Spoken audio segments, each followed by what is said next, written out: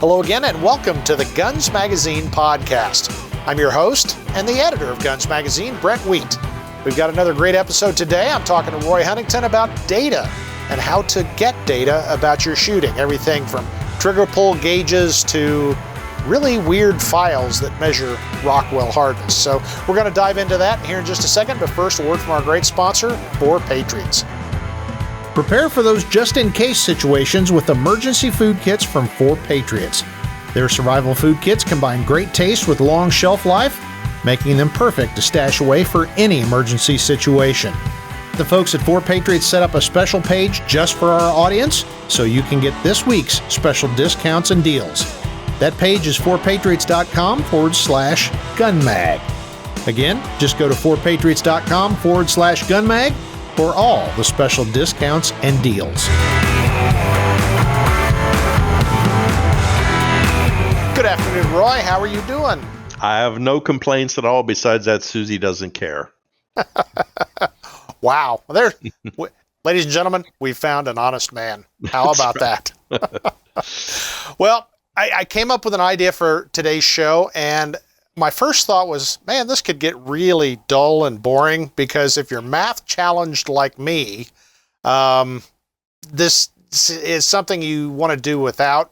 But honestly, I was thinking about the foundations of what we do as journalists and writers and all this other stuff we do. And not only that, but when you're talking reloaders, gunsmiths, and just plugged in shooters in general, measuring your guns and everything about your guns is really important. So actually, when I kicked it over to you, Roy, you were like, yeah, that's a good topic. So, well, cool. So it wasn't as dumb as I thought it was going to be after all, and you've got a lot to say, and I'll add a few things along the way, but measuring. So really, why is it even important to know the data behind shooting?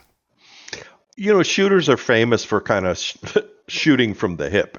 And, you know, and in other words, they say, oh, my gun goes 1,200 feet per second with that load, or my trigger pull is 1.2 pounds and all that. And virtually always, they've never measured it. Yeah. You know, so they just are sort of guessing and reading and listening to their buddies and stuff like that. Well, the box says it goes 1,200 feet per second, so it's got to, right? Well, you know, you'll agree with me, I'm sure. It's the rare factory load that when you chronograph it, it really is that. Yep. You know, because factories tend to do it from pressure barrels. The only guy who usually does that correctly is Buffalo Bore ammunition, because he actually, the chronographed information that are on his boxes, he gets from shooting real guns with his ammunition. Yeah. And so it's really enlightening. And so that's why having things like, you know, a dial indicator and even an inexpensive trigger pull gauge like this mechanical one can really be eye-opening.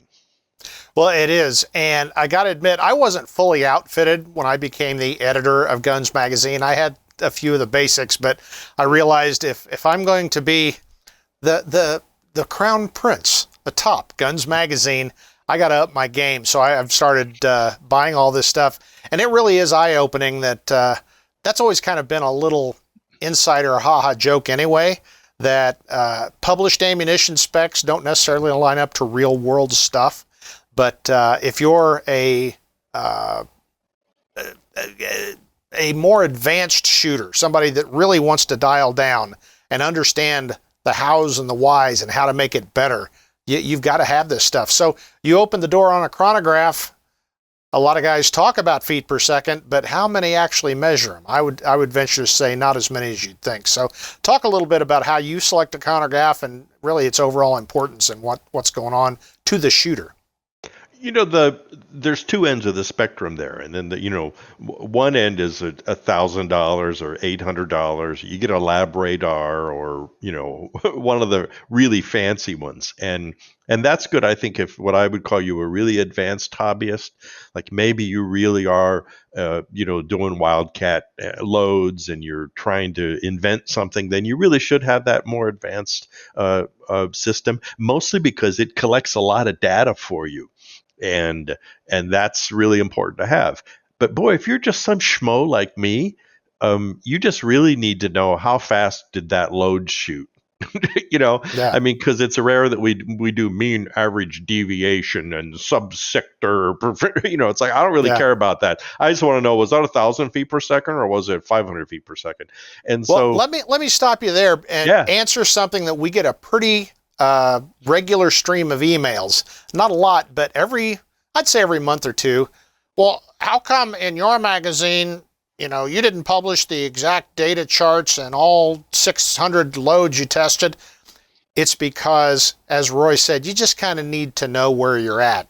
If you want the mean deviation and all that kind of stuff, I tell my writers mention it, but we're not going to do data tables because you know what happens with data tables?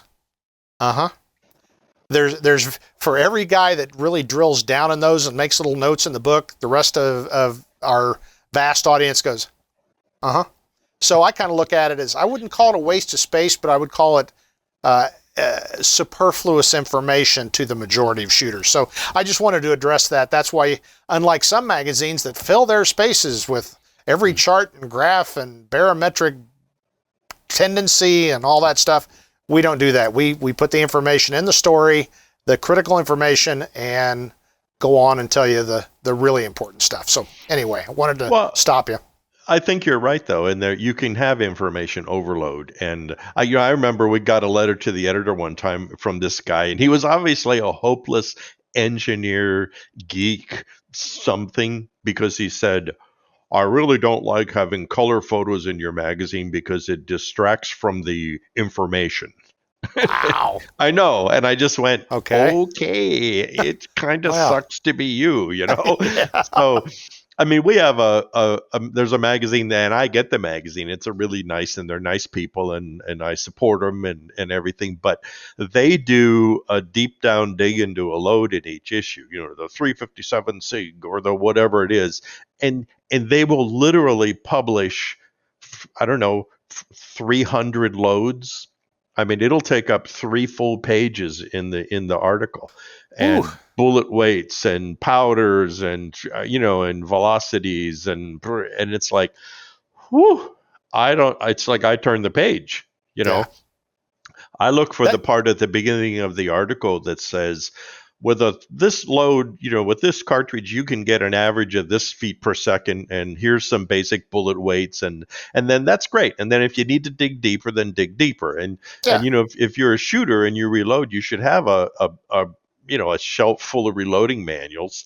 And so all that information is there. But I think the chronograph is really important, because I remember, when I was a kid, basically the chronographs were really expensive and really rare, and the average gun writer did not own a chronograph. And so they used to say things like, well, I looked for signs of pressure, and and I'm estimating my velocity is 3,800 feet per second, and while the case was a little hard to get out of the gun, and the primer was flattened, I still think we were safe, right? Well, Wow. people still do that, though, Yes. and it's like, well, if 12 grains is good, well, then 14 grains should be better. And then when they shoot their gun, and then they have to pound the empty case out of their revolver, and they look and they go, no, it's probably okay.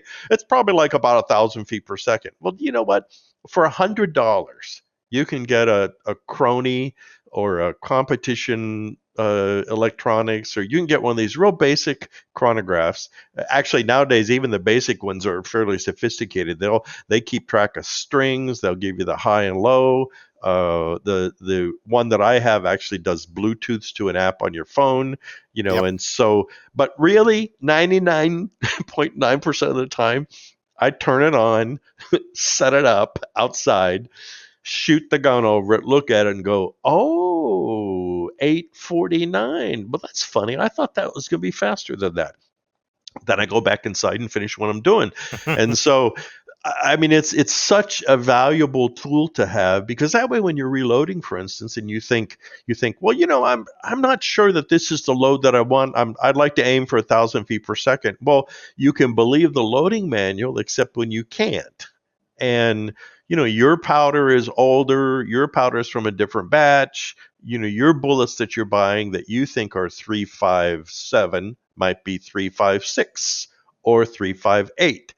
And so all of that stuff is going to affect the final performance. And so that's why it's so simple for $100.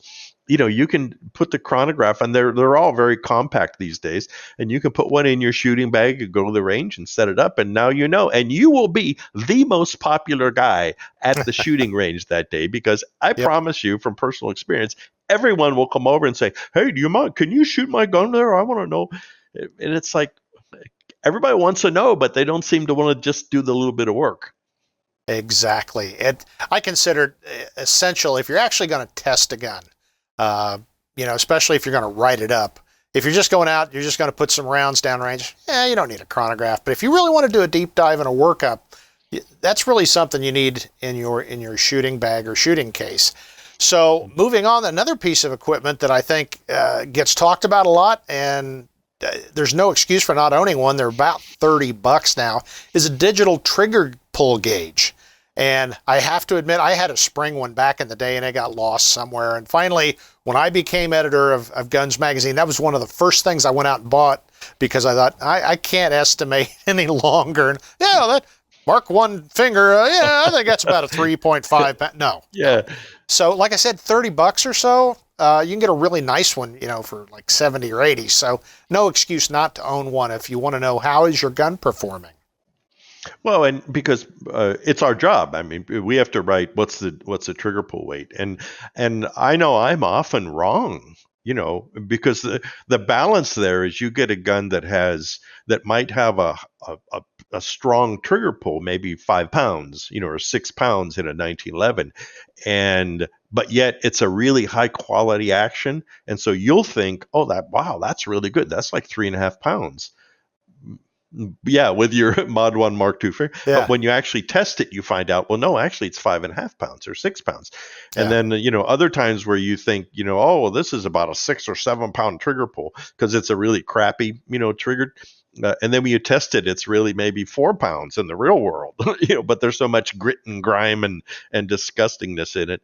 I think that's very important that you know that. And the other thing that I learned with those is how, depending on the gun, and I think it's one of the things that separates high quality guns from just sort of mediocre guns, is that if you've got a high quality gun, if you've got your fill in the blank Les Baer Nighthawk Custom high end Kimber, one of those guns, and you pull the trigger on it with the trigger pull gauge and it says 5 pounds, well, the next time you do it, it'll say 5 pounds 2 ounces, and the next time it'll be 5 pounds 1 ounce, and the next time it'll be 5 pound 4 ounces, but then when you get a low end kind of a gun from somebody, it'll be 6.5 pounds, and the next time it'll be 5, and the next time it'll be 7 pounds 2 ounces.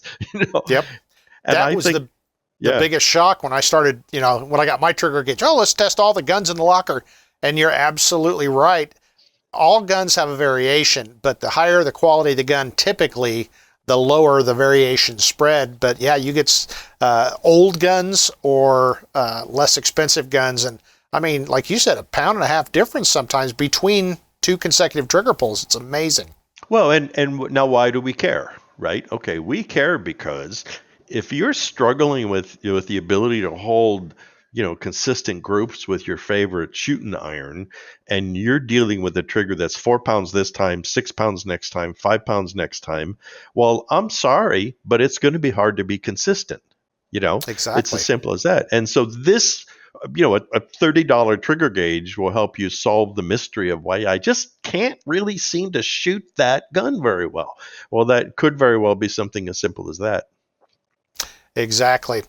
Well, and moving on, you mentioned something a second ago and showed it that is absolutely 100% essential if you're a reloader. You've got to be able to measure things. But what amazed me was when I bought my first digital calipers. And again, I've got a low-end pair that, set or whatever you call it. Is it a set? Is it a pair? It's a single item. Yeah. I've always called it a I don't know. Anyway. A caliper. A caliper, yeah. Mm-hmm. But mine was 30, 35, $40, somewhere in through there. You can go crazy with them. But even that basic one, I was amazed at how much I find myself using it other than on the reloading bench. Well, the reloading bench is obvious, of course. I like to use a dial indicator just because there's no batteries, and I'm used to it. Yeah. I like the kind of analog you just tell at a glance that, oh, it's there. But if if you're reloading and you don't measure an average for overall cartridge length, for instance, because in the loading manuals they tell you 1.755, right? Well, Hmm. they tell you that for a reason. And you can get away with doing a scientific wild ass guess a lot of times, but if you're pushing the envelope and you've got a heavy bullet and you're at you know maximum loads, and there's a name for this, and it's where you accrue uh, inconsistencies. And so now you've got a case where the case is too long, the bullet is seated too deep, right? The crimp is too strong. Maybe you've got a Magnum primer, or it called for a standard primer, but all of these things add up to a big mistake. Hmm. You can get away with one or two maybe, but when you add them all up, and so if one of those is for you to check your overall cartridge length, well, that's really important. The other thing that I use it for a lot, because I do a lot of gunsmithing, is that people say, well, I think I need a .275 front sight. Well, you know what?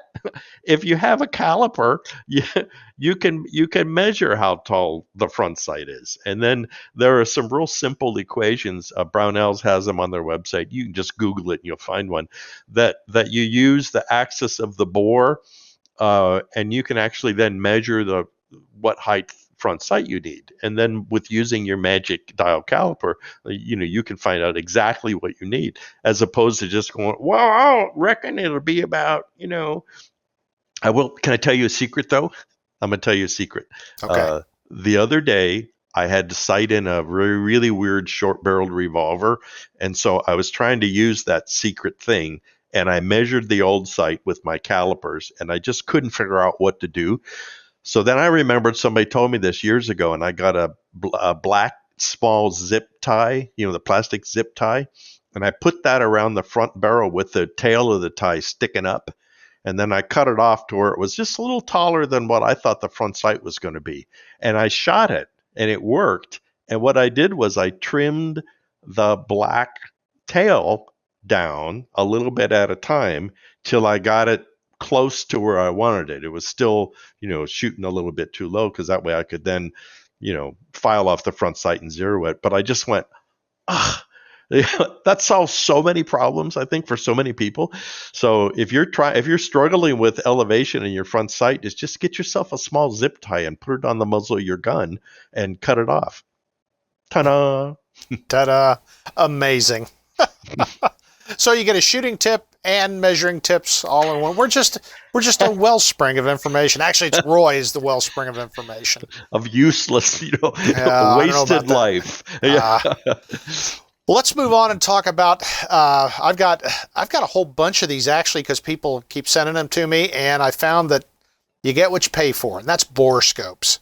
Now I've got one pretty inexpensive one that it's okay, but I've got a bunch of other inexpensive ones that aren't okay. So, what do you use beside the old Mark I eyeball and a flashlight? We've all done that. It's like you try to peer down the thing and you see it's dark there and dark there. Yeah. But man, you are so right about this. The first borescope I got was years ago, and it was an inexpensive one, and it was kind of, you couldn't really see real good, and it was too dark. But it gave me a hint of what I could tell. What you could see. So one time a few years ago, I just bit the bullet and I bought the Hawkeye borescopes, Mm-hmm. and it's absolutely life changing, because you can look down in the action, you can see the chamber, you can see the transition from the chamber into the lead, then you can see the rifling all the way down, you can see the streaks of copper or lead. It's a little bit terrifying too when you have even a new gun. Sometimes you'll look in there and you'll see the tooling scraping marks, because in our mind we think, oh, it's the smooth, beautiful bore going down there, which I suppose if you spend enough money, that's what you get. But I mean, within just a little while, your rifle will have it looks like the moon's surface in the lead area where the transition from the case mouth into the rifling, where all Yeah. the magic happens. And but that'll tell you a lot because it'll let you know what's going on in there. I've had rifles that the barrels inside the bore looks like a coal mine, and Yeah. when you look at it with a bore scope, you just go, oh, you expect that there's going to be trolls hiding, in some of these crevices, but it shoots fine. And so then I've had other guns with the most pristine, beautiful rifling, and they don't shoot nearly as well. But a bore scope can try to help you sort that out to see what's going on. And I often use it, though. I used it the other day. As a matter of fact, I had a bolt action rifle and I had the bolt out and it was dragging a little bit. And I used my bore scope to actually look in the action, and I was able to examine the rails, where the bolt lugs ride in. Yeah. And now I think Lee makes one that's about $250. And it's got the probe and it has a little LED screen that, or LCD screen, I don't know, LCD screen, I guess it is, Yeah. color. And that's great. I really like it. And you can take pictures. So as you check your bore, you say, well, what's that? And you can take a picture. And then, and if you're there with your buddy, you can look at it and say, well, your gun's completely messed up. Don't you ever clean it, you idiot? But that was a good call. Bore scope is something people don't think of. Exactly. So there's a whole bunch of other tools you can use that I'm trying to decide where the line of being weird and ragingly geeky versus just kind of a normal shooter. What are some of the other things that you have lying around? Again, Well, I think reloader, gunsmith, avid shooter. I think a really important thing to have around are go and no go gauges. And so basically they look like just turned metal, dummy rounds, for lack of a better, thing. And what you'd use is, let's say you want to buy this 308 bolt action hunting rifle, is that these will tell you if it's basically head spaced correctly. And so if it doesn't close, then it's not right. And that tells you a lot, and it sounds like it's expensive, maybe. Let's say they're $50 or something like that. But if you just get some in the guns that you commonly buy and sell, or you and your buddies get together and you each buy one, then you can share. So headspace can be really critical. And I think it's fortunately, but unfortunately, it's very forgiving too, usually. So people live with guns with terrible head spacing, and you'll see them at the range struggling to open the bolt on their gun, and pounding on it with a rock and stuff like. But they keep shooting it because they just, they're oblivious. Yeah. But yeah, I think those are important. Anything though that will help you quantify what you're doing is important. And I think one of these things that fits right in here is I just got a RCBS digital powder measure. So, I mean, go to Harbor Freight, buy a $20 digital scale that you keep on your workbench, because that will allow you to verify what you're doing, grams, grains, ounces, whatever you're doing. But that way, when you buy those 158 grain round nose lead 38 special bullets that you bought at the gun show for really cheap, well, you can come home and put them and actually tell, are they really 158 grains? No, they usually aren't. Yeah. They're like 152, 161, Yeah. Well, and you whip out your calipers, and how come these are 353? That's not what I bought. They'll go bouncing down the bore. And it's funny you should say it. Well, let me finish on this thing, though, is that RCBS has this thing that's a little tower looking thing. And so you program in the powder and the load that you want. And then you put the tray down, hit a button, and it meters that exact load out to 1/10 of a grain. And you think, do you really need it? I mean, I use a power drop, or a feeder, but boy, I'll tell you, it's really interesting that how it's accurate, and it's kind of fun because basically you put the tray down there, you get the powder, you dump it in the case. When you put it back down and organize that case, now it's refilled it again, so it doesn't really slow you down. Very cool. And I think that's really important.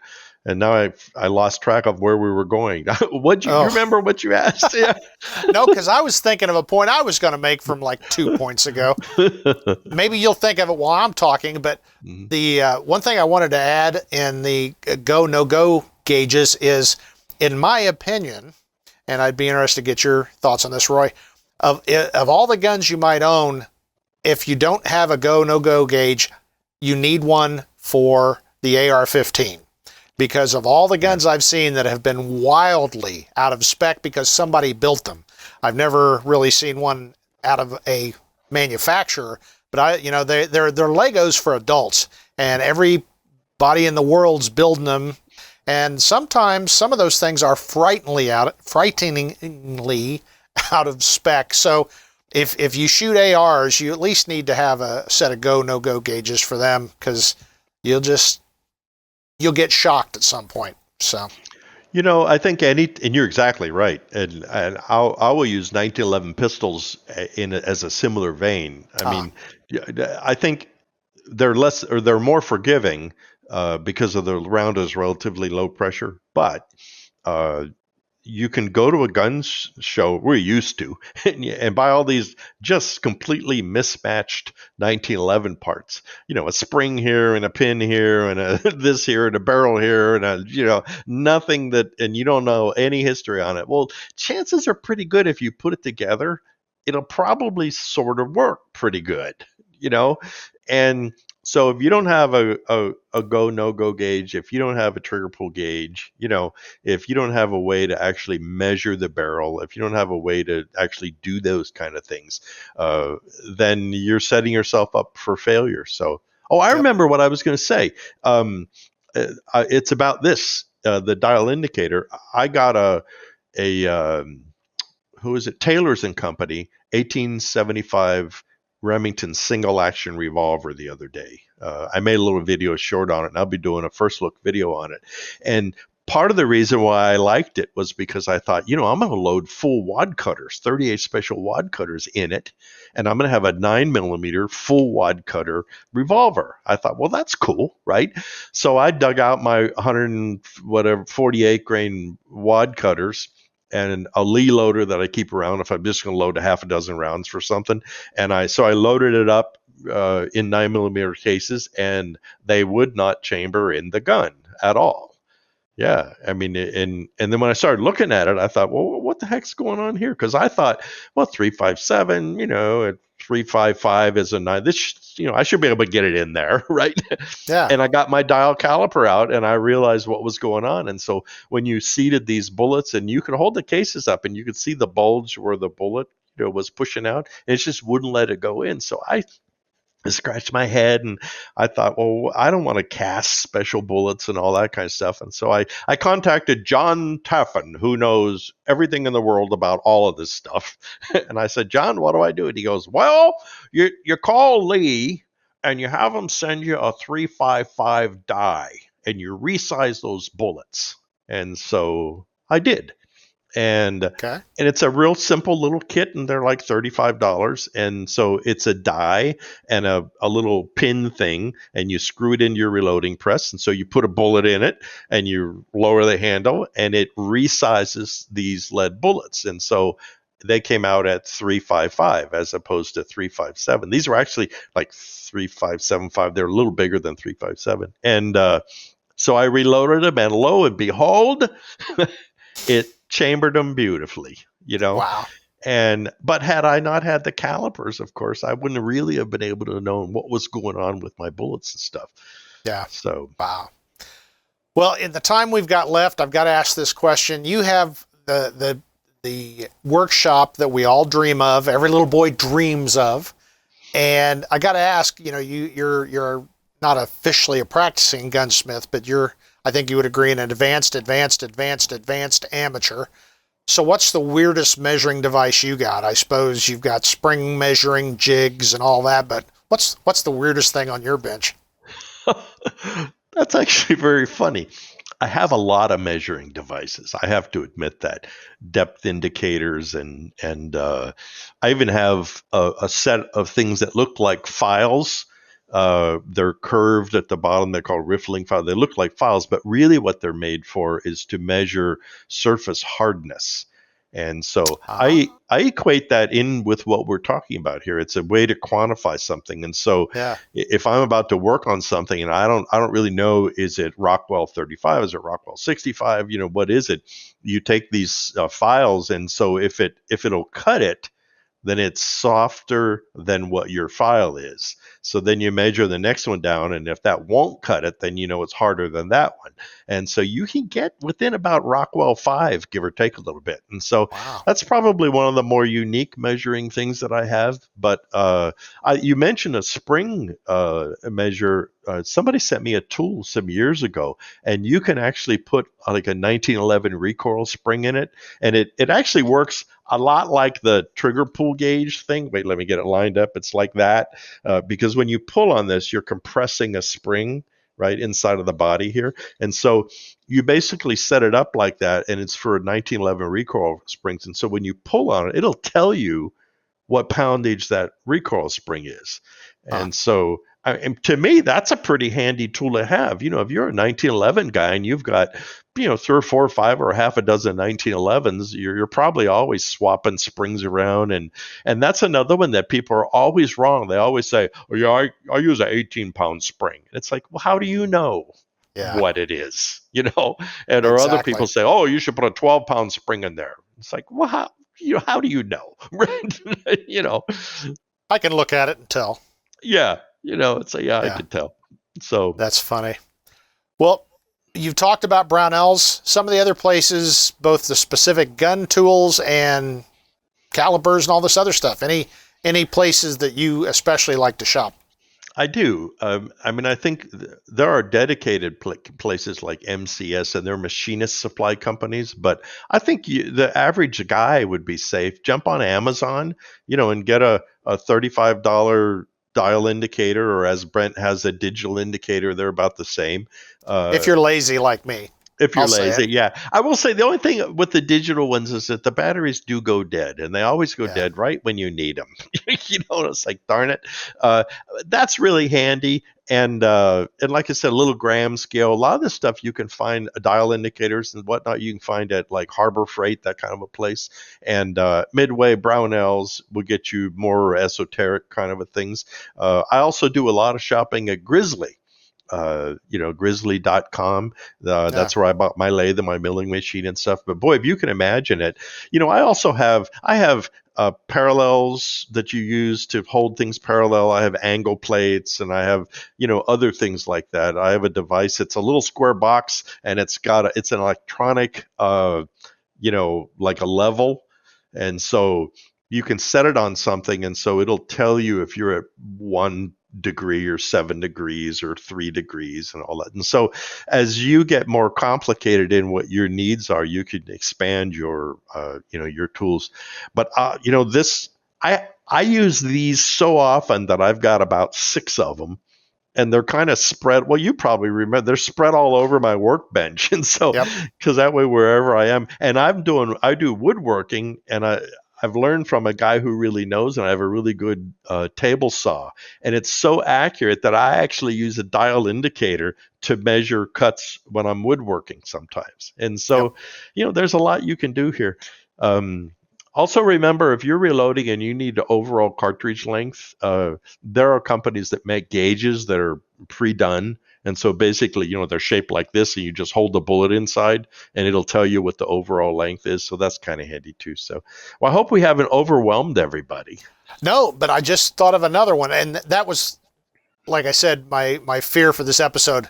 We'll keep. Oh, and another one, and 3 hours later, and I just thought of something else, but one that Tom McHale, the editor of American Handgunner, mentioned. We did a program several episodes ago on reloading, and I didn't look it up because this just came to me, but he talked about something that I've started using, a concentricity gauge, which measures what they call the run out on your ammunition.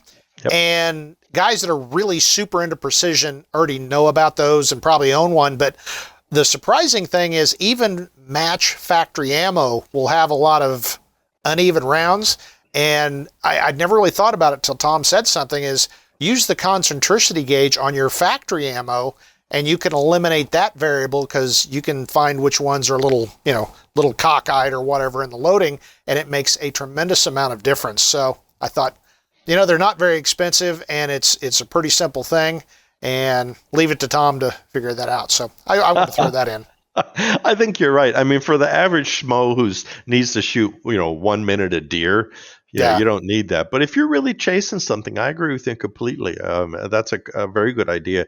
And really if you go to Brownells, for instance, and type in measuring tools, I mean, your brain's going to implode. I have a special tool that kind of looks like a pen with a little ball on the end, and there's a whole bunch of different sizes. And what you do is you put it into a hole, like a bored hole, and then you turn the end and it expands these things, and then you lock it and you pull it out, and then you can measure that, and that'll tell you how big something is, inside. And I mean, it's really unbelievable what you can do. But what's the old saying? Knowledge is power. And so a trigger pull gauge, a dial indicator, $100 chronograph, you're already 5,000% ahead of most of the shooters Yeah. Well, Roy, another great deep dive into the world of shooting, and I knew you would have every tool plus some. Other than I was just sitting here thinking, you've been on many factory tours. I have. I wish I could be there someday when they take us through the quality control labs or R&D labs at a lot of these manufacturers, and they have the craziest kind of things, the little device that it looks like you said it's got a stalk with a little ball on the end of it, and it can measure inside, outside, around side, and all that stuff to the, like the millionth, and they have stuff that just, you go, wow. It took a big brain to even design that. Well, I got to tell one quick story is that I was somewhere and they were specialized in metal finishing. And so, hard chrome and, stuff, metal finishes. And so they need to measure the thickness of the metal finish. Well, this is in millionths of an inch sometimes, right? Yeah. And so their measuring tools are so sensitive that they're on isolated mount, right, inside of devices in a vacuum, and that's how they work the measuring devices. And so, so I look at my workbench and I blow it off with an air thing, and I think, okay, I'm ready. I'm guessing you came home from that trip, and Susie, your wife, said, "Well, how was it?" And you're going, I need one of those. That electron microscope looks like something I need, by golly. And actually, one of these days you're going to have one, I know. Well, and actually it's funny that we should say that because my wife Susie's learning how to do jewelry, and so she recently popped for a pretty expensive.